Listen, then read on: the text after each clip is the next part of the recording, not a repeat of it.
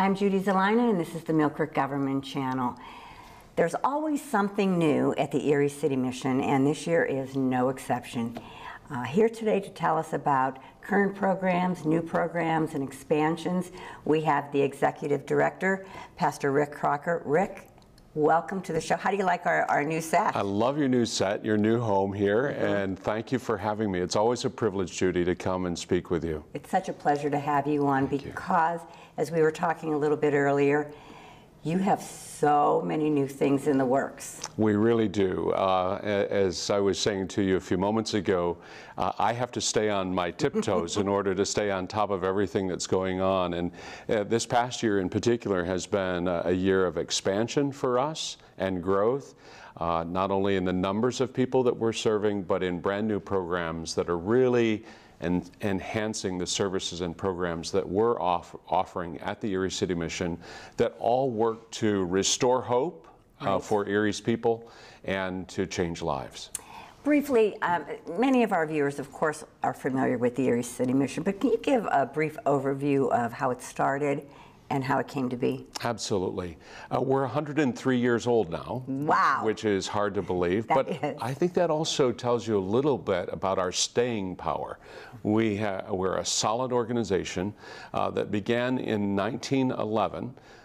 There was a group of local pastors and Christian businessmen in the area as a result of a great spiritual awakening that took place in 1911.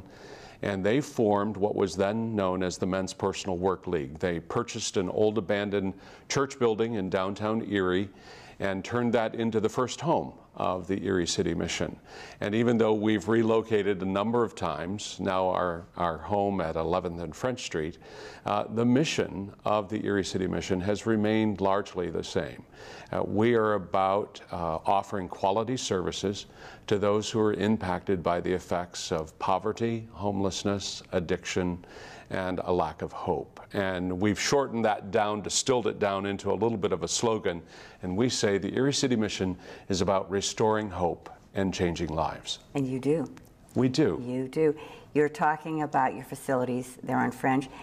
You've had some recent renovations, haven't you? We have. We completed the first phase of a master facilities expansion program and entered into our new dormitory facility in January of 2013. So we've gotten used to that new facility. It's serving us very well. It allowed us to expand our emergency shelter to now accommodate 56 men nightly, and we are generally full. So that tells you a little bit about the crying need that is out there. It also allows us to accommodate 40 men in our long-term residential drug and alcohol recovery program, which we call the New Life program. The building is wonderful. Thanks to the generosity and the sacrificial giving of our donors. There is currently no debt on that building. It was constructed debt-free, which is a real bonus and advantage for us, not to have to pay debt service and all of that on that building. And now we're turning our sights toward preparing for the second phase of that master facilities expansion, which will provide for a new kitchen and dining room. The building that we're in is the old Knights of Columbus building, which is over 100 years old. Okay. The infrastructure of that building has been deemed unreasonable to renovate, and so our best option is to demolish and replace. And that's what our board of directors has approved to do. So our capital campaign was just approved recently by the Community Fund Drives Committee, and we will be off and running, raising the needed funds to do that in 2015, and then hopefully be prepared to construct in 2016. So the plan is out there, and now we need to just keep marching forward. I can't wait. I can't wait to talk to you the next time we get together and see where you are with that. It'll be done, no doubt. Yeah, I'll tell you. Thank you for your amazing. confidence. Thank you for your confidence. You know, we were talking to, I had gone to their website. They have a wonderful website, very informative. Any questions that you may have of anything we've talked about, they've got a newsletter you can download. Really great information. But I was surprised at all the new programs that you have in place? There are many new things that are happening. One of the exciting things is that for several years now, the Erie City Mission has been working to reinvigorate its program and services for children and youth. And so we started 3.5 years ago, started a summer day camp program that we call Bonkers for Jesus. And then because of the expression of need based on some of the school officials that we'd been talking with, we started an after-school program. We piloted that program in the winter of last year, and it was such a success. The school district of Erie has approved us for fall and spring semesters this year. Our fall semester is currently underway, and I have the privilege of being a part of one of those learning opportunities. This is for junior high aged children, grades 6 to 8. It's called Urban University. Okay. And we are primarily working with Wayne School in the heart of our city, and working with students from Wayne. We're hoping to expand to other schools in the coming years. But right now, in this fall semester, just to give you an idea of what's happening, right now we're offering 3 curriculum alternatives. One for outdoor exploration, and we're collaborating with Asbury Woods on that. Oh and my gosh, so great. the students have the opportunity to go to Asbury Woods and work with their naturalists there and learn about nature and science and all kinds of interesting experiments and things that they're involved in. Another opportunity that they have is for horsemanship, and we're collaborating with Blended Spirits Ranch in Fairview, which is a fantastic facility. Oh, it is. I've been out there. Have you? You're It's right. tremendous. Yes, it is. And the staff there has been so welcoming to our students. And it's just been a great thing for these junior hires to learn how to be near the animal, to care for the animal, to ride the horses. Great discipline for them. And for them, it's brand new experiences. Well, that's inner city. I mean, when are they ever going to be riding a horse or even being out in nature? Exactly. So great opportunity for them. And then the third curriculum alternative we have this fall is for culinary arts. And I get to be involved with that. All right. And we are using the kitchen facility at First Alliance Church on Zimmerly Road in Millcreek. All right. For that. They have a beautiful kitchen and dining facility there. And our kids have been learning all the basics of culinary arts, from cooking pasta to doing desserts. We have a whole team of people who are working with us that are professional cooks, bakers, chefs that are working with us, lots of volunteer help. And we will be providing a family meal at the end of our program in November for them to invite several of their guests to come as their special guests for the family meal. Rick, this Urban University is fantastic. It's really a great opportunity for junior high kids. How do these children get involved? Are they referred, or do they just decide, wait, this sounds like fun? My friend Sally's doing it and I want to do it. How does that work? Both ways. Both? We've developed a strong partnership with the leadership at Wayne School and with the Erie City School District. And the principal there, Diane Sutton, has been a tremendous partner, she and her staff. And so some of the children we've become acquainted with through our summer program, our day camp program, and they just naturally kind of transition into our Urban University program. Others hear about it through their school friends and say, this is a great opportunity, you should get in on it too. And then sometimes we get referrals from Diane and her staff of a particular student that would benefit. And we see so many fringe benefits that come out of this for the students. They're learning self-discipline, they're learning good behavior, they're learning life skills. We see even academic improvement because of their involvement in Urban University. So we're thrilled with the results and believe that we're just at the starting gate right now. I know you are. As I'm listening to you, I'm thinking, do you realize how this is going to take off and how this is going to grow? We believe it will. Oh, I know it will. Yeah. Wonderful. You guys have great, great ideas. So other new things, this past year we branched out into women's ministry. For most of our history, we focused most of our program and services directed toward men. Right. But we really felt that it was important because of the need, particularly of single women in our region, to begin to provide some type of program and service. And so last fall, in the fall of 2013, we acquired property from another nonprofit and have renovated that property and have renamed it. We call it Grace House. And it is a program for single women without children. It's a 12 to 18-month transitional life program that provides a whole array of opportunities for life skills, spiritual development. They have cooking classes, sewing classes, 12-step, AA, NA, conflict resolution, patterns of codependency, boundaries, exercise, physical fitness. The women who come to Grace House, when they're accepted into the program, live in our facility. All of their needs are cared for while they're in the program. We collaborate with a number of community partners, so we're collaborating with Mercy Center for Women and their Dress for Success program. Right. And so several of our participants, as they graduate through the program, they may be participating in the Dress for Success program so that they're preparing for job entrance and all that goes along with interviewing and properly presenting yourself as a woman and all of those things. So just fantastic things happening at Grace House. Again, we're at the starting gate, but things are good.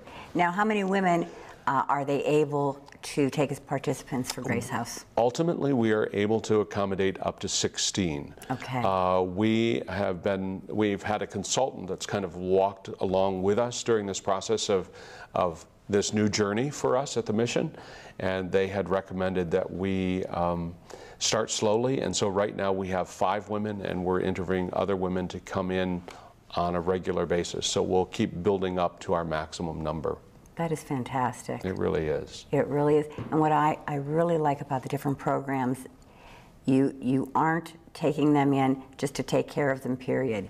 You are teaching them. You want them to grow. You want them to be self-sufficient and healthy, you know, both physically and mentally. Absolutely. That is the end goal, for self-sufficiency and Right. independence. And you know, many, both in our men's program and our women's program, many of them have been you know, multi-generations of poverty or affected by addiction or other contributing factors that have led to their current situation. And we're kind of peeling back the layers one at a time, trying to help them to discover both hope and a new path forward. It's very exciting to be involved. Challenging, but exciting. One thing I noticed, and I didn't realize this, you partnered with GFS, Gordon Food Services. What is that about? Well, Gordon Food Services, along with many community partners, has just been wonderful in providing to us food sources for our meal ministry. Last year, Judy, we served over 155,000 meals through our meal program. That's amazing. As you can imagine, it takes a lot of food to satisfy 155,000 hungry people. And so people like Gordon Food Service come to us and say, we want to help. We want to be a part of the solution. And so they offered to do a food drive for us, and along with providing on a regular basis food that goes out of date for them, that can no longer be marketed through their store, right. They provide that to us on a regular basis. In fact, our trucks are regularly making a pickup there from Gordon Food. But they also did this special food drive for us, and you know, I am always blown away by the generosity of Erie's people. They are some of the most generous people I've ever met in my life. Yes, they are. And they give and give and give. Mm-hmm. And we are so blessed to be one of the recipients of their generosity. You know, there are so many nonprofits in the Erie area, and each of us has a particular passion for our particular cause. But it takes all these generous Erie people to help us as a community to be a place to live and work and thrive.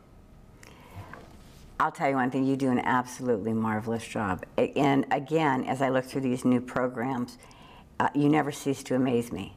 I mean, you do a wonderful job, but you have a great team. A fantastic team. You guys come up with some really great ideas. Yeah, I get to be out on the front lines, and so, you know, I sometimes get the applause. It's really not about me. I know that. We have a team of 59 people, part-time and full-time people, working in our thrift shops, working in our donation center, working in our offices, our development team, our men's ministries, our women's, our children. And then, beyond the paid staff, we have over 2,000 volunteers who are part of our regular core of volunteers. I mean, Judy, last year, over $500,000 of volunteer effort was contributed to the various programs and services that the Erie City Mission provides. That is marvelous. There's no way we could afford to do that. No. And so to have these dedicated volunteers who come in weekly, monthly, quarterly. We have teams from all kinds of businesses come in, GE, Lord, Erie Insurance, that come in and volunteer once a quarter. And they'll come in and help with preparing a meal. They'll come in and help with decorating at Christmas time. A group from one of the college campuses. We have college classes that come and dedicate several hours of community service. It's been such a blessing to watch all of this, and I get to just kind of stand back and orchestrate here and there when I'm able, but it's an amazing journey. I know, it's a team effort, but I also want to point out to Rick, viewers, there's always room for more volunteers. If it's something that you think you'd be interested in, please give them a call. I know that they will find room for you. Definitely. Yeah, we definitely have some current volunteers that are needed throughout. Just a couple of those to mention. Each year we provide toys and clothing for needy children at Christmas time. We call it Christmas for Kids. And this has been a great effort. Last year, I think over 700 children were helped through Christmas for Kids. We need some help from volunteers who would be willing to come in and sort toys and clothing according to size and age. We also have to purchase a number of toys, and so we need some people who are, you know, good at shopping, and so somebody can exercise their shopping passion and help us with this goal for Christmas for Kids. And then, of course, wrapping everything too. Absolutely. In fact, my granddaughters have been down there and volunteered with the wrapping. They get really excited. It's a lot of fun, and it really, I think it emulates the real spirit of the Christmas season and giving back. It does. Yeah. It really does. There is a program I wanted to ask you about. I didn't quite understand. It's called your diploma program. Brand new. Yeah, I know that's new. What does that entail? Well, it's brand new to us. It's called the Warren Forest Higher Ed Diploma. And this is kind of the next step in providing educational programs for those who haven't finished their high school education. So for many years, the mission has had our GED program, and a very successful GED program. We collaborate with the Northwest Intermediate Unit in our region, and they provide a teacher. We provide the Learning Center, and they provide the teacher. And our class currently has about 19 students in it. So some of the people who are in our programs at the Erie City Mission are also participating in the GED program. Others, though, who are just from the general public, who need to finish their GED, come and do it at the Learning Center at the Erie City Mission. We have a waiting list right now, I think, of 8 or 9 students waiting to get in. So that's a great opportunity. Then the next step is the Warren Forest Higher Ed Diploma, which has just kicked off. We're cooperating and collaborating with Warren Forest Higher Ed, and it's a diploma program that allows students who have finished or are currently working on their GED to enroll in these classes, and they actually, upon completion of the higher ed diploma program, will be granted an official high school diploma. It's not an equivalency diploma, but is indeed a high school diploma from one of the regional schools. which carries a lot more weight with prospective employers and even for those who want to go on for further educational opportunities, be it technical school or community colleges or onto one of our local universities.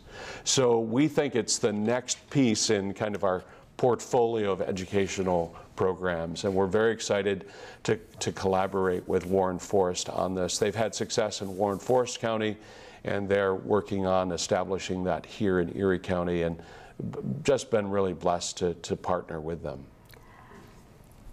I'm going to tell you, every program that we've been talking about, it's, okay, we have a waiting list for them, we have people wanting to get in. Have you noticed how successful everything is that you're doing? I mean, kudos to you guys. Well, thank you. I appreciate I think you are surpassing even your own expectations on some of these programs. Many times we do, many times we do, and I lean on, because I'm a person of faith, I lean on the fact that the God I serve is able to do exceedingly abundantly beyond all I could think or imagine.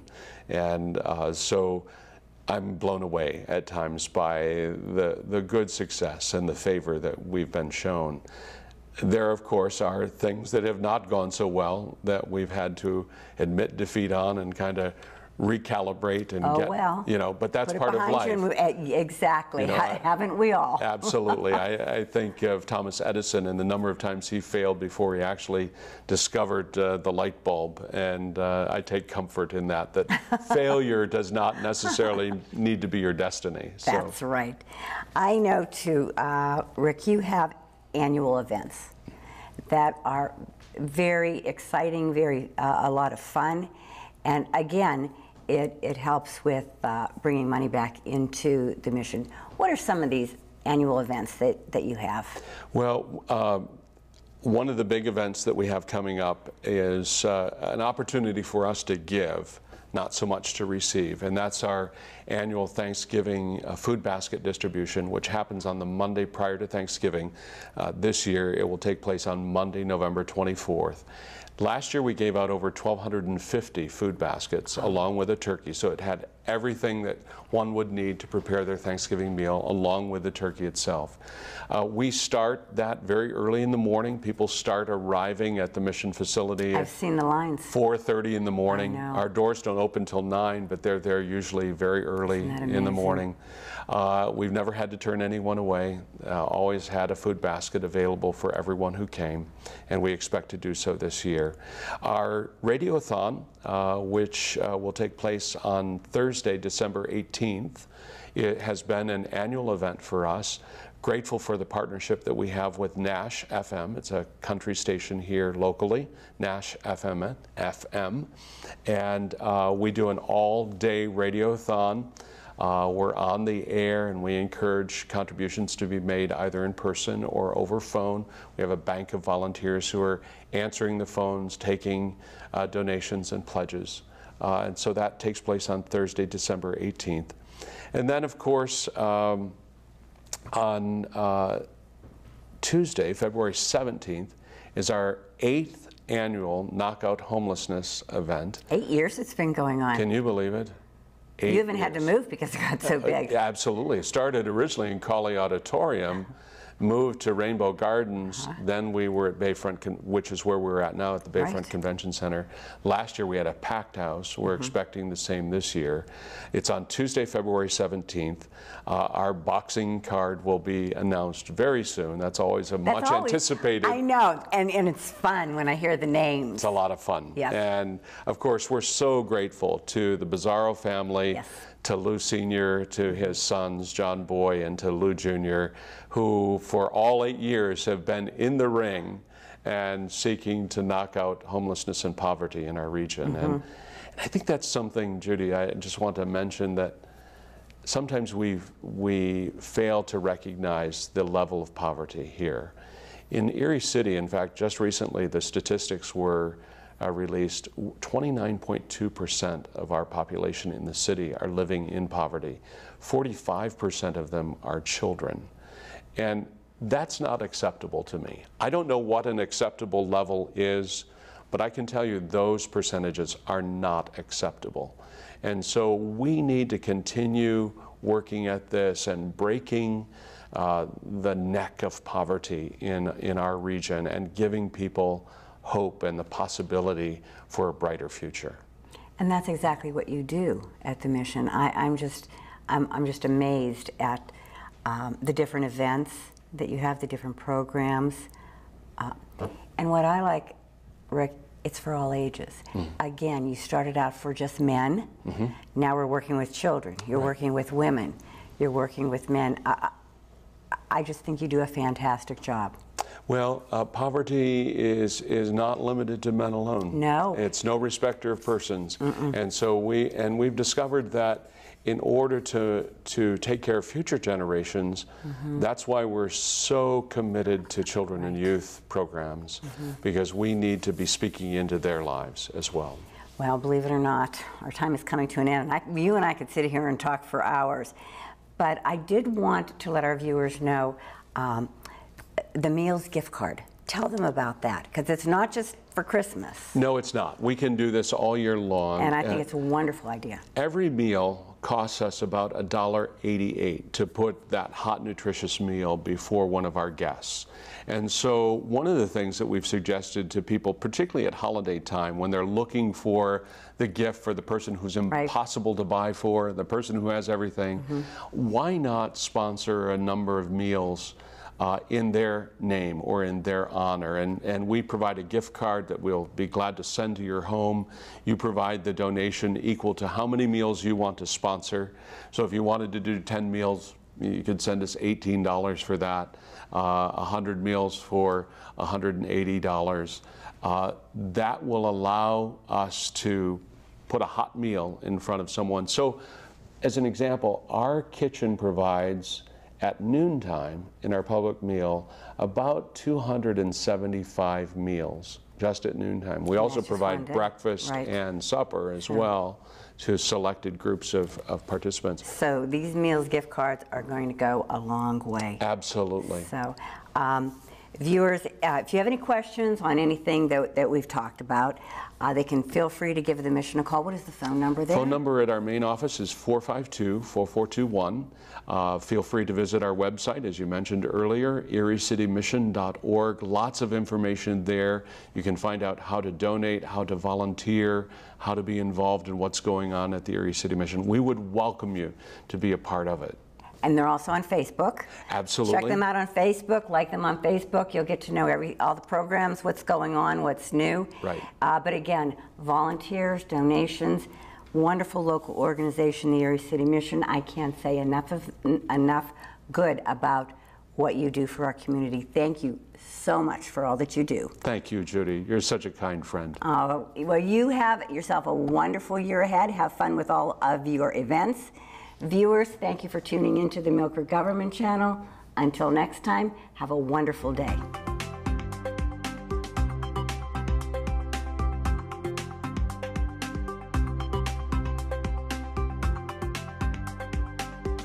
You're watching the Millcreek Government Channel, powered by WQLN Public Media.